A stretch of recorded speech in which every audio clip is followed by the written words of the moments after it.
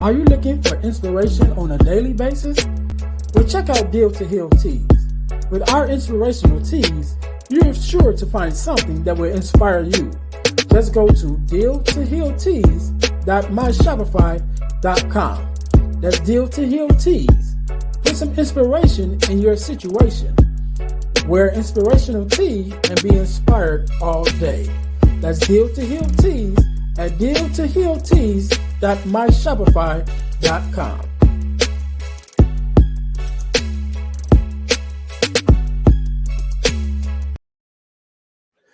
Hey guys, this is Earnest James, host of the Deal to Heal with E. James podcast, and I got a question to ask you.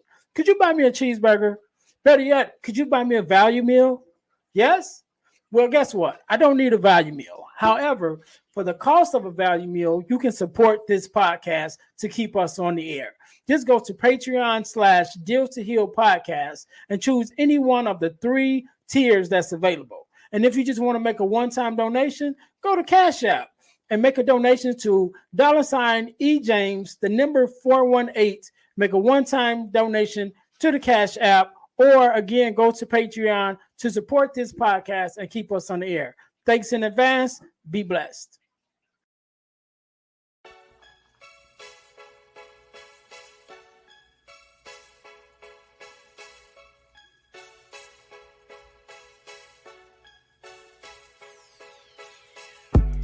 Welcome to Deal to Heal with E. James podcast. On this podcast, my guest and I will discuss topics and ways to help us to heal in every area of our lives. I believe that everyone can live a life that is happy, healthy, and whole. So I'm on a mission to help people to deal, heal, and fulfill. Deal with your problem, heal from the pain, and fulfill your purpose. Thanks for tuning in. Let's get to it. Welcome to the Deal to Heal with E. James podcast. I'm your host, Earnest James, and I believe that everyone can and should live a life that is whole, healed, and healthy. And therefore, I'm on a mission to help people to deal, to heal, and to fulfill, to deal with your problems, to heal from the pain, and to fulfill your purpose. Thank you guys once again for tuning in to the Deal to Heal with E. James podcast. If you haven't already, remember to listen, like, subscribe, and share. Definitely, we're trying to get our YouTube numbers up, so definitely want you guys to follow us there. But make sure you follow us also on our Facebook page, because we're able to share information more so on a day-to-day basis and one-on-one basis for different things that we have going on, be it workshops or in live events and there things like that. So definitely want to follow us on our Facebook page. And also, when you follow the podcast on the Facebook page, it will ask you to be, or if you want to become a member of our private Deal, Heal, Fulfill community. We're definitely working on that, definitely bringing some things to the community that can't necessarily share on the podcast, but definitely pouring into and adding some value in that area. So you want to make sure that you follow us on our Facebook page for the podcast and join the Deal, Heal, Fulfill community. Also, you guys, I'm going to tell you how you can win $100 from the podcast, but you got to stay to the end in order to get that information. But you can win $100 and it don't cost you nothing. You get it for free. But you got to stay to the end to get that information. But we're going to jump right in today. Just like any other day, we are blessed with a guest, Mr. RJ. How are you doing? I am doing very well, thank you. Good. In this household tonight. Good. So first of all, let me say thank you for being here. You could have been anywhere else and doing anything else, and I know you're a family man, so I know that you have other things that you could have been doing, but you took out time to be here with myself and my guests, and I definitely appreciate it.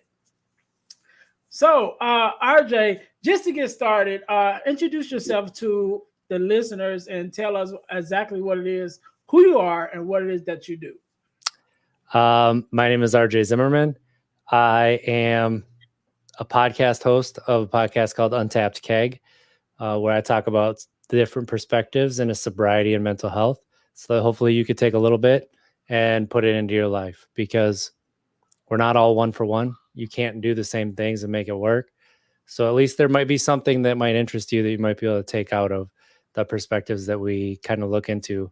I myself, I'm an alcoholic. I've been sober for 8.5 years. I did not use a 12-step program or AA. I did it myself and through therapy. And honestly, the podcast has really transformed my sobriety as well. Just talking with different people, hearing their stories, finding different perspectives. Like I said, that it's things that I didn't even think that I should look into, things I didn't know were kind of eating at me, have come up through the podcast and have really helped me to get on a journey of self-healing, and not just doing this, not drinking, but also just trying to be my best self. Right. Good. So RJ, I want to so one of the things that I kind of mentioned to you a little earlier about why I wanted you to have you on, because you said you were alcoholic, and although personally, you know, I'm not an alcoholic, but there's a reason for that, and the reason for that, and I'm gonna talk a lot about my dad, and I hope you don't mind, Dad. I love you, but we're gonna talk about a little bit about my dad, because my dad was an alcoholic for a long time, and just because of that, the things that I've seen was one of the reasons why I don't drink, you know, and I didn't drink, and then because of the things that I've seen with how it affected him. So we're gonna talk about that a little bit, but I want to go back a little bit in your life, because I'm sure that, you know, of course, you didn't grow up just drinking automatically. It had to be some things that you were exposed to, or just some things that happened that you decided to even start drinking. So let's go back to the earlier years of RJ. And again, I speak for my family, you know, growing up with a dad who was an alcoholic due to some circumstances that happened in his family. Or in his life, should I say? So, what was life like as with RJ as a child, and even in the examples of just drinking, whether for leisure or whatever? Was that something that was in your household, you know, on a regular basis that you were exposed to, or was it something you just got into as a teenager? Well, it's kind of ironic that we've walked different paths, because we do have similar fathers, where my dad has been sober for close to 30 years now. And he would say that he's sober. He wouldn't even say sober. He just says he doesn't drink. He's never called himself an alcoholic and doesn't look at himself that way, which is fine. You got to do what works for you. Mm-hmm. And so I knew growing up that alcohol, the problems with it, ran in my family. I saw it in my grandpa, my dad's dad. I saw it in my uncles, and that, of course, my dad. Mm-hmm. So I was scared to touch alcohol for a couple of reasons. And number one was that, but number two was I was scared to miss sports. So I didn't start drinking till I was 18. It was after homecoming. I got drunk for the first time, and it was just a feeling of everything in the back of in my head slowed down. It was like I stopped caring as much, almost like I was able to let go.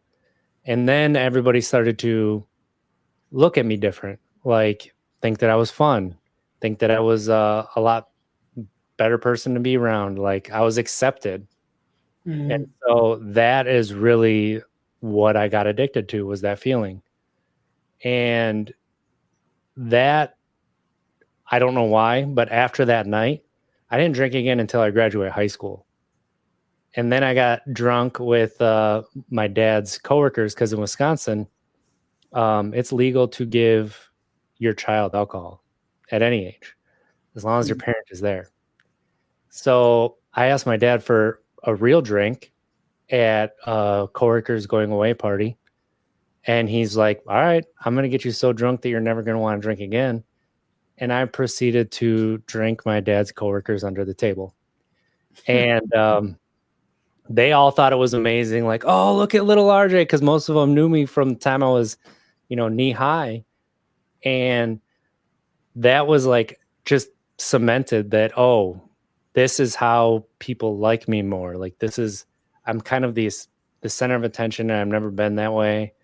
I never really wanted to be that, but it was just that feeling of acceptance and something I never had internally. So take that to college years, and it's a similar thing. Like every time we have a party, everybody's like, hey, where's RJ? When's RJ going to get here?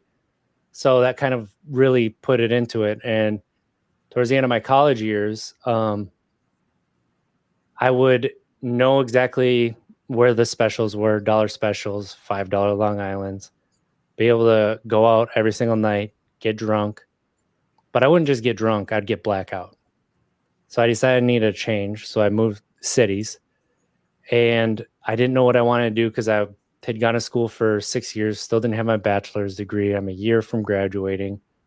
And I decided that I was going to go be a line electrician, high voltage line tech.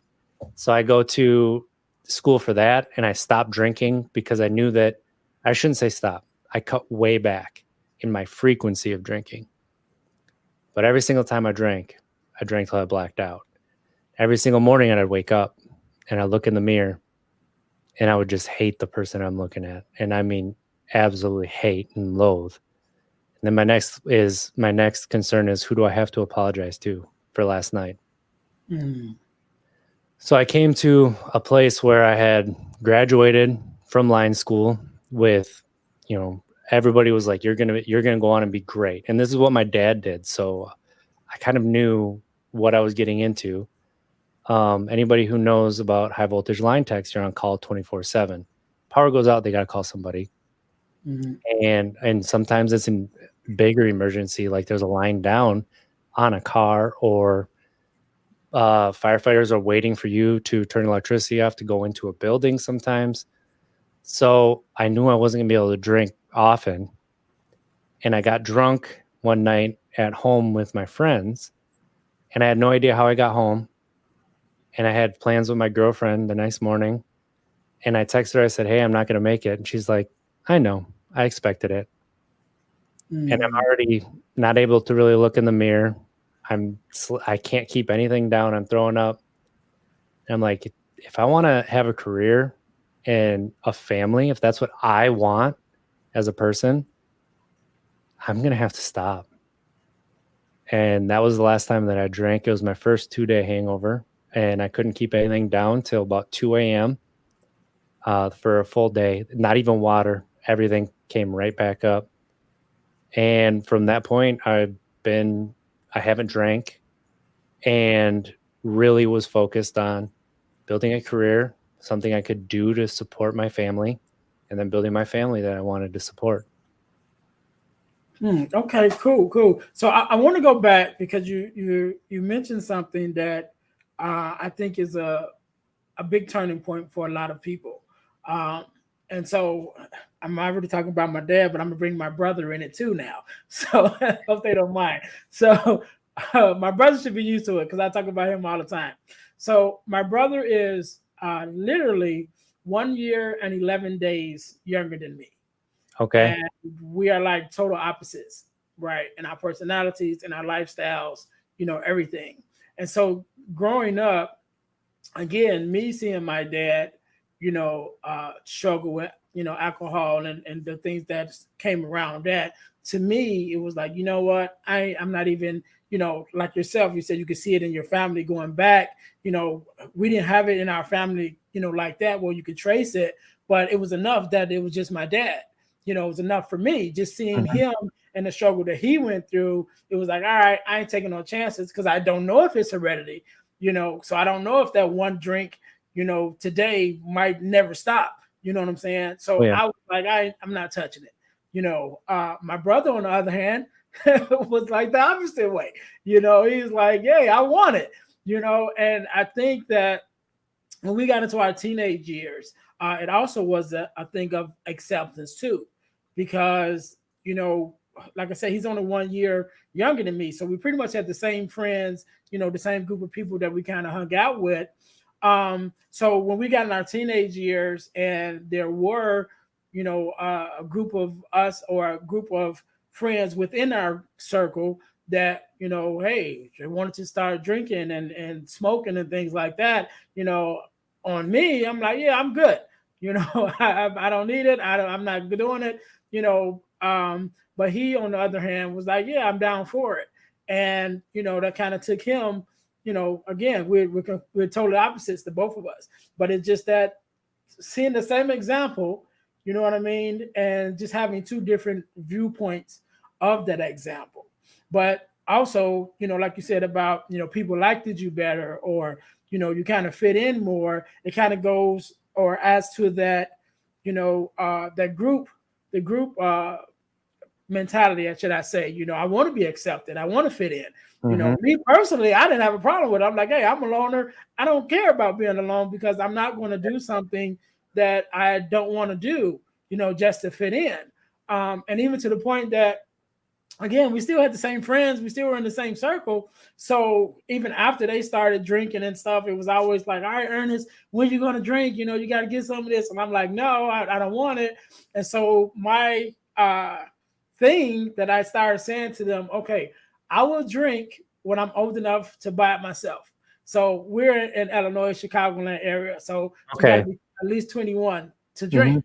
Right. So I'm like, so that kind of gave me a couple of years, you know what I mean? But they didn't bother me, because I was like, hey, when I could buy it myself, then I'll drink. But they didn't forget that. So the day I turned 21, they was like, all right, let's go. So I did have my first drink at 21.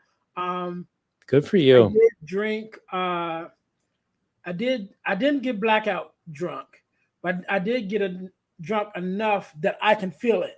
I can feel, that I was my balance was off a little bit, And so again, having that example of watching my dad, I'm like, yeah, this is not what I want, And so for a couple years, on and off at a party or so or whatever, I did drink, but never drink to that extent. It's like, all right, I'll take a drink or whatever, but never like, all right, fall out or anything like that. Until then, I was just like, you know what?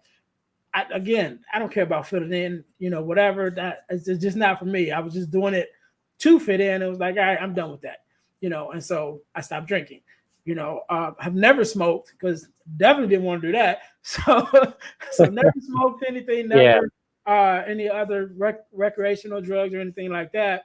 But again, just that example of how you got two people, that sees the same example, but yet it still comes to two different, mindsets of how they view it, So I want to talk a little bit about, because you mentioned about, as you were growing in yourself and coming to yourself to realize, you know what, if I want better, I have to make a decision to change, But I think that, and I think you mentioned a little bit about it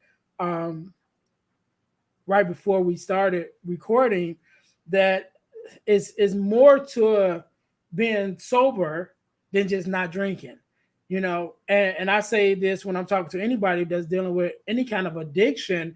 It's like, you have an addiction, generally it's for a reason. It's something that you're trying to get over, trying to run from, trying to do whatever, that you are leaning so heavily on this, substance, that, you need to get away from whatever it is. So even when you stop using the substance, if you don't find out what that thing was that you need to deal with, then you're still going to have a void, and you're going to fill it with something else, And so it's like, you need to get to the bottom of whatever that is. So it's kind of, I want to talk a little bit about, just mental health and dealing with, with your sobriety, and how much of a part that plays, and, recognizing that, what, I want to be sober, but in order for me to be sober, is more than just stop drinking, but I have to deal with whatever this underlying issue is. So what would you say to that thought process? I mean, you're exactly right. I think I mean, so from a young age, I think that a lot of men can relate to this. We're taught you don't feel, and if you feel, you don't show, and Mhm. you polish this stone that's in front of you, and you don't show it no matter what. And I think sometimes when we polish that stone enough, people don't realize how much it bothers us. And then we're also expected that we need to, it doesn't matter how we feel, we have to provide, right? Mhm. So it doesn't matter if you're providing, it doesn't matter how you feel in the meantime as it's happening. So one thing that I've come to realize is that I didn't like myself. Like I didn't like who I was. I didn't accept the person that I was. And really it was because of a lot of different things. But I was taught at a young age that I couldn't really do much right. Whether that was on purpose or on accident, that's how I always felt. So I always searched for this validation on the outside. I always needed to be validated and it had to be external because I couldn't give it to myself internally. And I didn't even know that I needed to. So going through sobriety and realizing like I don't like myself. And at different points, it was, for different reasons. At different points, it was something else, and really it was dependent upon how much was going on in my life period. So when I was working as a lineman, like if I didn't have a lot of overtime and there wasn't much going on, I started to realize that I didn't like myself a little bit more. Started to question things that I would do. And then it was when people were critical, like I took that straight to the heart because that's bias, like a confirmation bias. Like that's confirmation about what I feel about myself. So that made it really hard. But I had it at such a deep level too that I didn't even realize I was doing it. And it was my kids that helped get me out of it. It wasn't, and I've been in therapy for about 4 years now. And I got diagnosed with ADHD about 3 years ago. And so that's really explained a lot of how my brain works.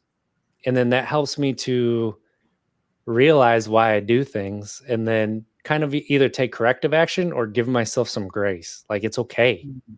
That's just how your brain works. And I realized that I had that void that you were talking about.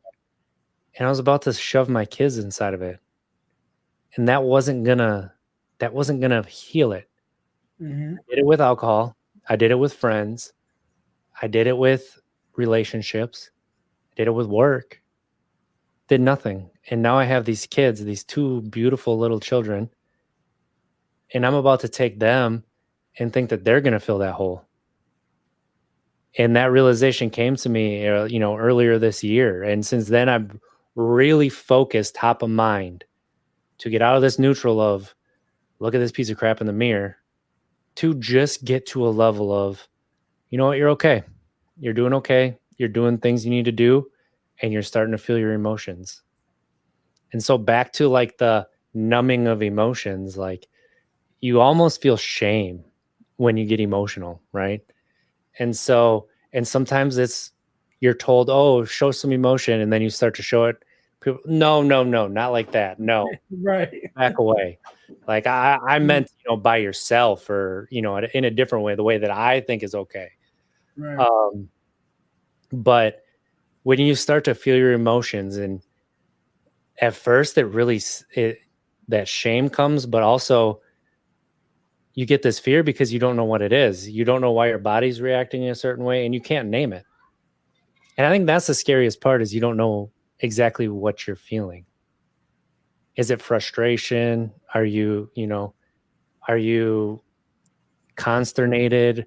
What is it? And these are all big words, but they have meaning behind them that actually relate to life. And when you start to name things, you start to realize, oh, I'm like this because of what happened a couple days ago and it's still eating at me and I didn't even realize it. Or I'm like this because I'm hanging on something that I did wrong that everybody else has forgotten about, but I can't let go. So time to let it go. It's okay. We can do something different now. So to identify what that hole is that you have, and not just identify it, but understand that it's okay. It's okay to have that hole. It's okay that you have that. Guess what we can do now? We can make life better than what it is. We don't have to be miserable. We don't have to be at a point where nobody cares you're providing. That's not happiness. That's not fun. Right. Put a smile on your face and a real laughter in your belly, and let's start living life like we can. Yeah, yeah. I want to go back to a couple of things that you said. The first thing you talked about, you are expected to be the provider, and it's kind of regardless of whatever that you're going through, right? And so when I talk about my dad, and it's funny because you mentioned that you were a lineman. My dad wasn't a lineman as far as electrical, so to speak, but he worked for the phone company, so he ran phone lines. Yeah, similar, So, very similar. similar, right? And so one of the things that was a turning point in his life, and definitely in our lives also, was he worked for the phone company for some years, and then we moved to a different state, and they transferred him to to the other state, which was cool. Unfortunately, after a couple of years of being there, we decided, or not we, because I was a child, but him and my mom decided to move back, to Illinois. And when they moved back to Illinois, they wouldn't retransfer him, back to Mm, Illinois. So now you coming back, and they won't give you your job back, And so now we were living a upper middle class lifestyle, and now we're staying in. My mom and dad is nine of us, so it's my mom and dad and nine kids, and so you got yourself, being my dad, and your wife and your nine kids, and you're yeah, all staying in one bedroom in your mom's house, you know. And so to go from here, now you're all the way down to here, and trying to find a way out of that,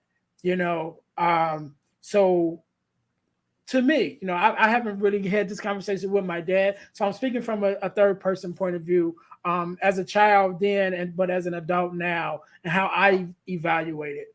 Um, that was kind of hard to deal with, mhm, and also on top of that, my uncle, who was my mom's brother, but my uncle and my dad were best friends like since they were childhood, and my uncle had got killed around that same time.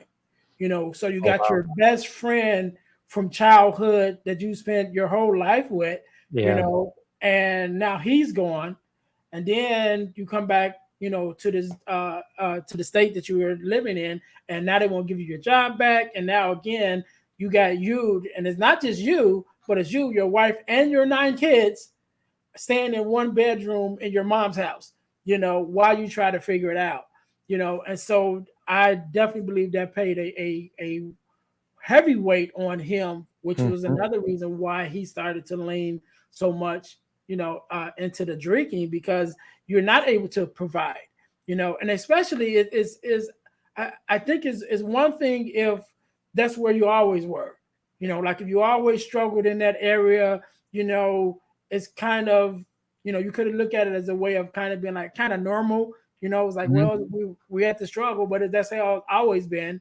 yeah, But to come from a middle class life, which is where he was raised, because my grandfather worked for the phone company, so it was the same. Like I said, we have similar stories, yeah, the same things. Like, okay, we used to this lifestyle, and then to, for my dad to also work there and provide this middle class lifestyle for his family, and then have the rug pulled from under you, and now you fall down, and now you're trying to figure out, number one, who you are, and I think that goes also back to, especially with the older generation who connects so much of what they do to who they are. yeah, Now you're looking in the mirror and you're like, okay, I'm not a provider. You know what I mean? I'm not this,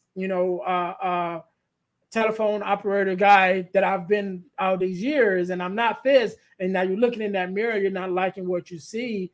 And I think that was one of the things that my dad dealt with, you know, over the years till, you know, until he, you know, years later was able to come out of it. But I think that definitely was one of the things that he dealt with.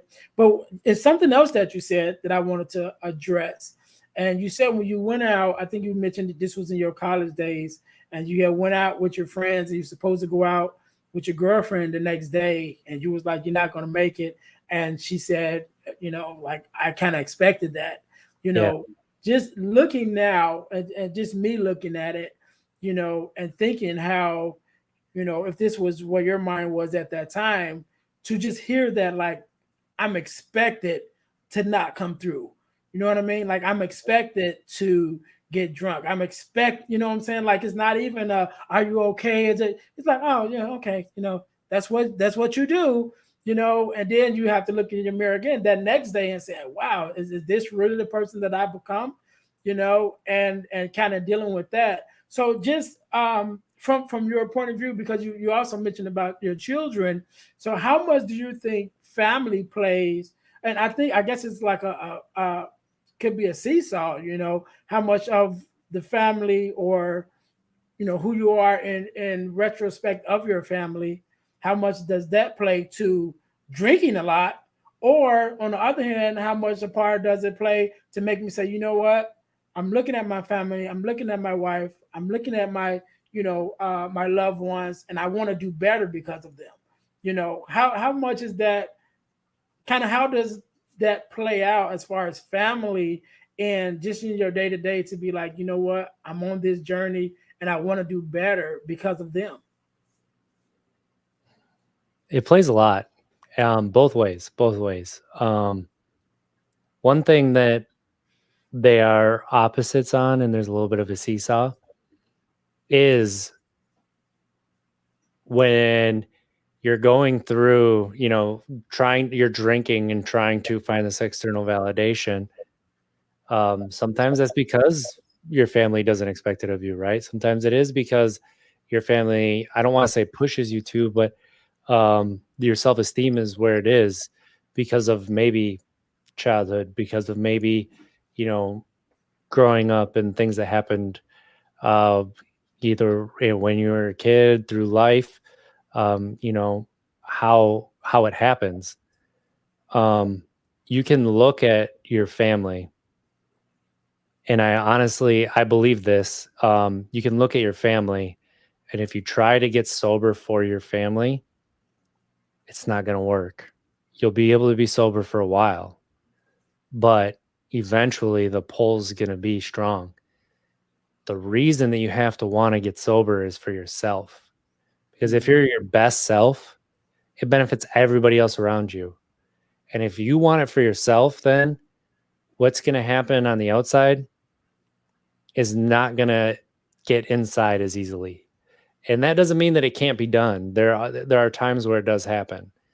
But what I've seen and heard from other people as well, and what I've experienced myself, is it was me making that decision for me because I wanted a family. So I wanted to be my best self for them. And that shame and that expectation, like you said, that, wow, I really am not somebody who can be relied upon. I really am this person that I feared I would become. I've become. And just wanting to better myself was the first step, wanting to better myself. You know, a lot of the time we think that we have to give something up, right? That's what it is. We're giving something up. But we don't realize what we are gaining. We don't realize the things that we are opening. And really what you're doing is you're just putting this away so that you can go and experience life and you can actually live. And that's where I think it's different. It's not that it's that the thing that we think frees us, that allows us to be ourselves, right? It's like this mirage that's painted in front of us and makes us think that that's it, That's the horizon. That's what I want. But all of a sudden it goes away and you can actually see the real horizon. And you're like, oh, this is different. This is, I like this. And, it's like, it's one of those things where like when you're in your, substance use, when you're there, you see the little me and you think that little me is very large. And when you put it away and after a while, you start to be able to see the big us and yourself inside of that. And you can start to live a life that you never thought was possible. You were jaded about. You're like, that's a stereotype. That's not real. They're making that up. They don't really feel that way. They're just like, they're going to extremes for it. But it is real. And, family is big on both sides of it. And it's not always on purpose, either side. But ultimately it comes down to I think we that person. I think you kind of froze up Oh, there, no. RJ. But I want to talk about hopefully. Oh, are you back? Okay. Yeah. Yeah. So I was just going to kind of go into the next thing because I was hoping you still could hear me. But I wanted to talk about something else that you said, and that was giving yourself grace, and I think that I love that answer because that kind of goes into your what you were talking about, how you see yourself, and giving yourself that grace to say, okay, I am a work in progress, and it's okay as long as I'm making progress. As long as my mind is, I want to get better for myself, and I want to do this for myself. One of the things that I talk about before, not necessarily on this, but it's kind of in the same vein, is self forgiveness, right? Because in that process of definitely sobriety, you're looking at who you are, and as being who you are a compound of the choices that you've made, over your life. And when we look at some of the choices that we make, sometimes we hold grudges against ourselves because those choices didn't necessarily work out for our favor, in our favor in the long run. And so it's like, man, I could be so much better if I hadn't did this, or I could be, had this job or whatever if I hadn't have done that. And so you kind of hold these grudges against yourself for the decisions that you make, which kind of again and kind of strengthens, the thing to drink more, to try to get away from that. But as you begin to show yourself grace in that space, you're able to say, I'm okay, and I made some decisions. So one of the things that I talk about with self-forgiveness, and I even wrote an ebook about it that I have out now on my website. So, and this is the four forgiving me, the 4 steps to self-forgiveness. And so I look at the word self as an acronym. And if we think about these 4 things, when we're thinking about forgiving ourselves, it makes it a little bit easier to give ourselves that grace. And so that first, the S stands for season of life, which is what was the season of life that you were in at the time that you made that decision. Because as we go through seasons of life, so just as I mentioned about my brother as a teenager wanting to fit in, and so he started drinking at an early age because he wanted to fit in.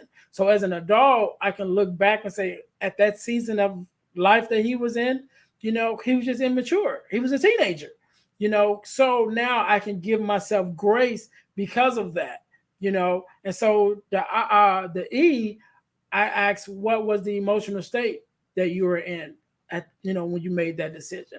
Mm-hmm. And so for me, that works with me, when my mom passed away a couple of years ago, I was distraught. Emotionally, I wasn't necessarily in a good place. So some of the decisions I may have made in that emotional state may not have worked out, in the long run. But if I can acknowledge that I was just in an emotional state at that time, again, I can kind of start, giving myself that grace. The L would stand for limited information, because sometimes the decisions that we make is just because we don't have all the information, and I think about, whether it's alcohol or any other, recreational drug, or, addiction to whatever it is, because addiction come in a lot of different forms. If we know um, up front how it's going to affect us, if we know the outcome, or even some just the possibilities of what could happen, you know, if we had that information at those pivotal moments in our lives, we may have chosen different, we may have made different um, choices. And then the F simply just stands for, forgiving yourself by remembering that at the time that you made some of the decisions that you made, you were doing the best that you could at that time.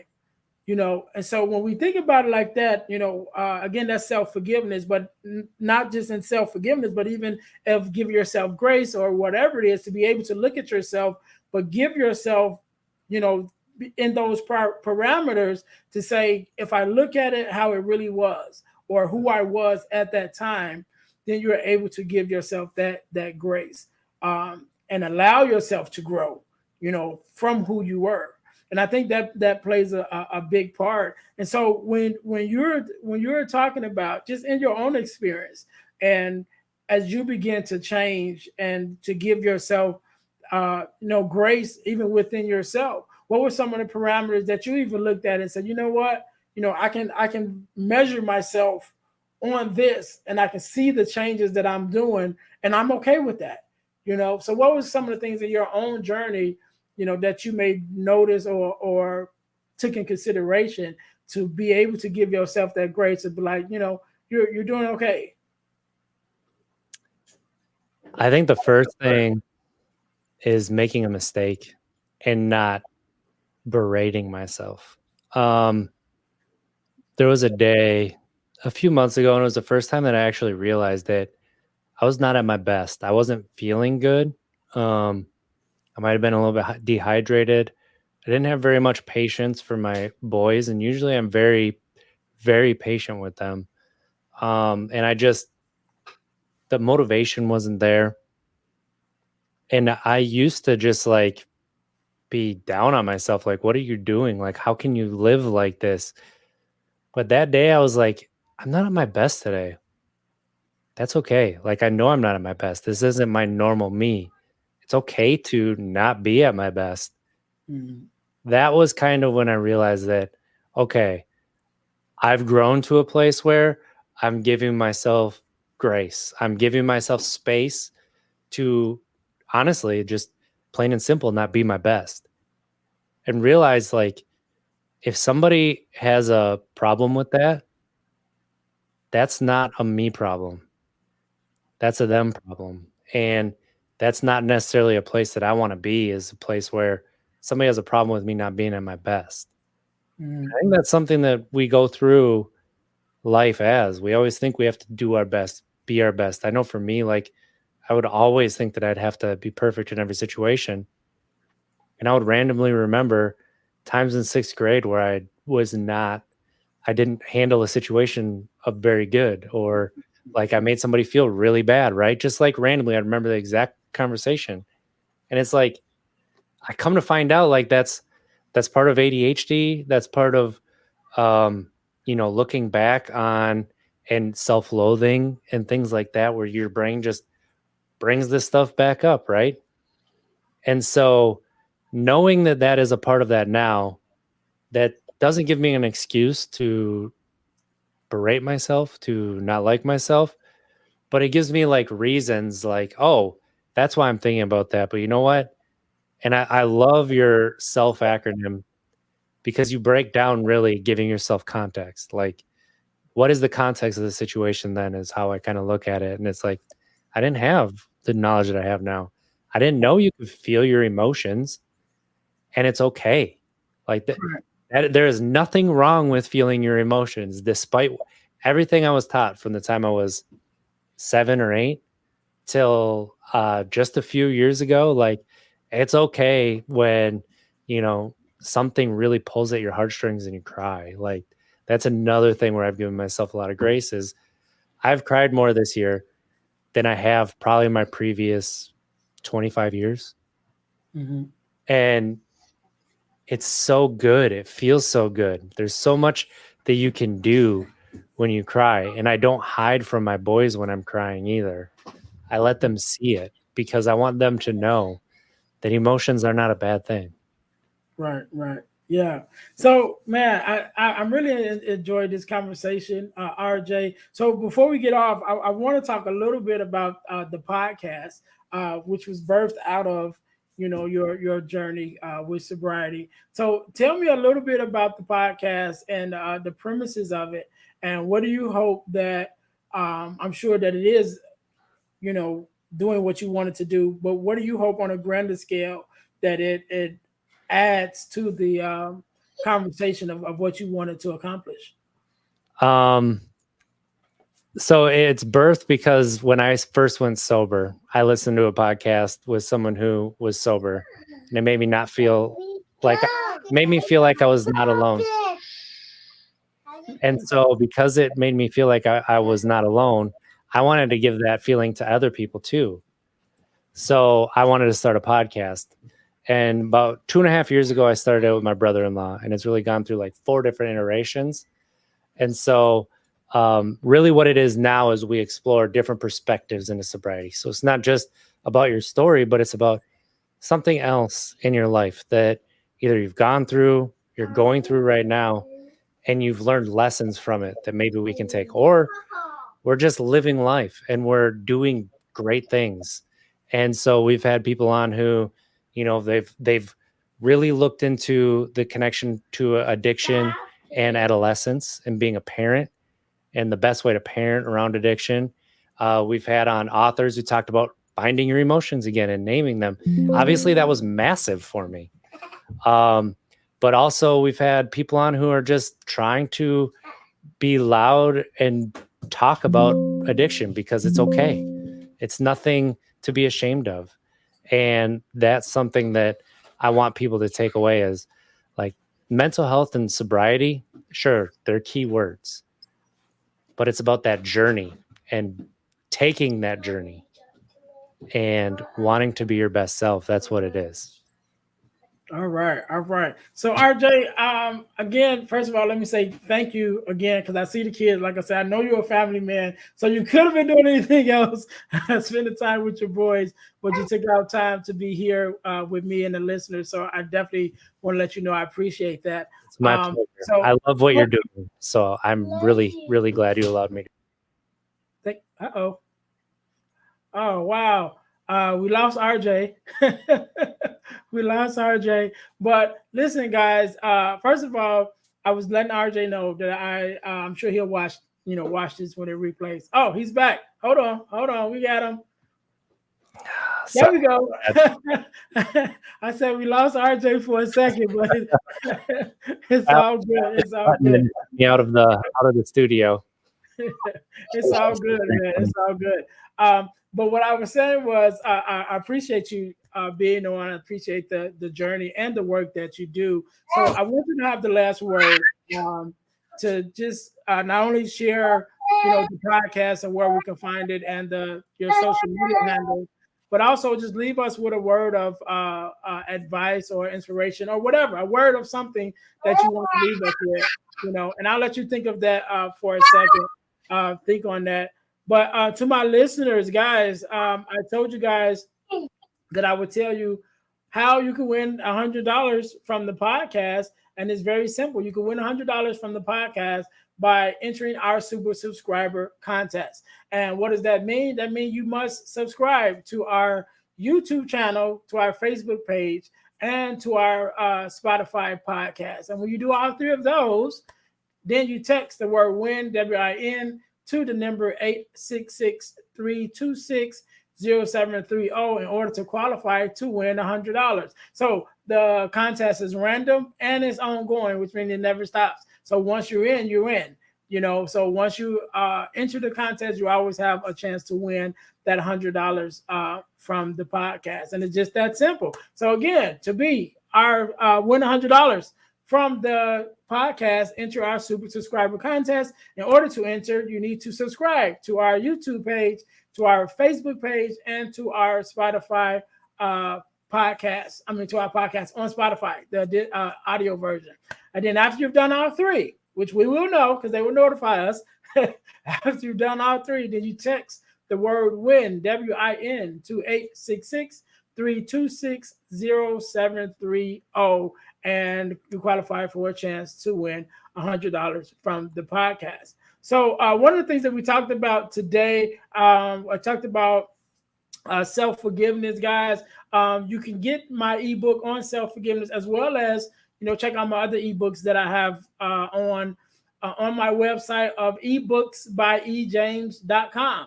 So if you go to ebooksbyejames.com, you can get check out that ebook on self-forgiveness. You can also check out the From Males to Men, which is a male mentoring book, ebook for young men. And also I have a book called The 4 Core, which is the 4 core values that every daughter should get from her father. So those three are available now. We have many more ebooks that will be coming, but you can find that at ebooksbyejames.com.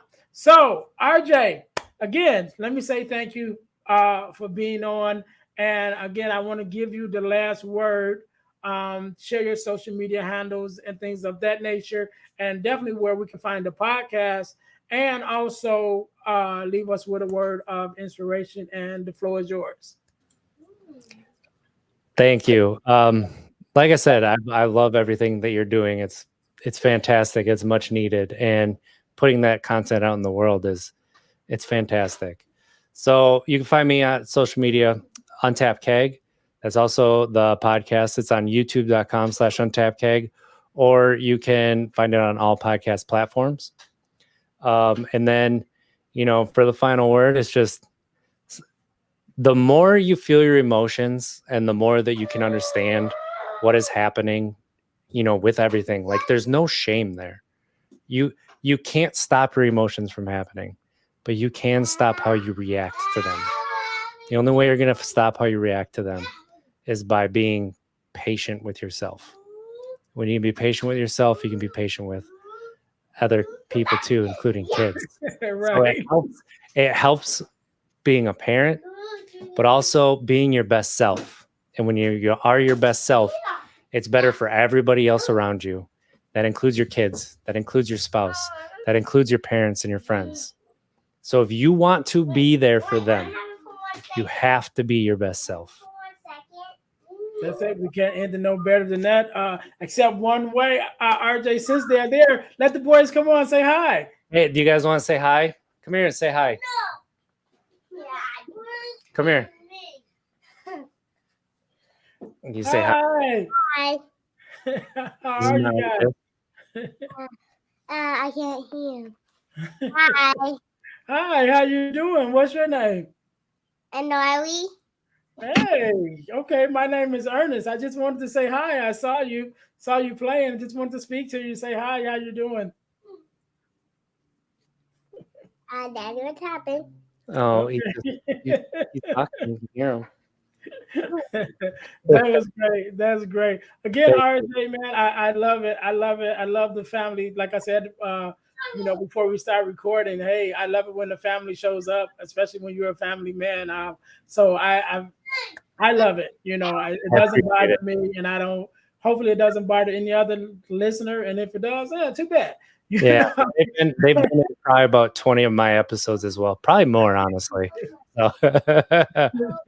No problem. I love it. I love it. That means you're doing what dads do, right? We work and we juggle it and we make it work. So again, RJ, I appreciate you for being here. Appreciate you for taking our time from your family to spend with me and my listeners, and I appreciate it. To all my listeners, listen, again, thank you guys for tuning in to the Deal to Heal with E. James podcast.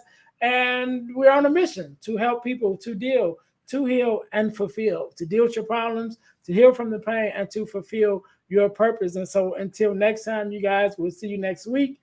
Be blessed. Hey, guys, I know you're enjoying the podcast. However, don't forget. It's not going. Hey guys, I know you're enjoying the podcast. However, don't forget to join our text line at 866-326-0730. That's 866-326-0730 in order to receive text messages with new events and things that is going on and new episodes as they release. All right, see you in a minute. Thanks for listening to the Deal to Heal with E. James podcast. Remember to listen, like, subscribe, and share. This episode has been brought to you by Deal to Heal Teas. Put some inspiration in your situation. Wear an inspirational tea and be inspired all day. Let's go to dealtohealteas.myshopify.com. Remember, our mission is to help you to deal, heal, and fulfill. Deal with your problem, heal from the pain, and fulfill your purpose. Thanks for listening.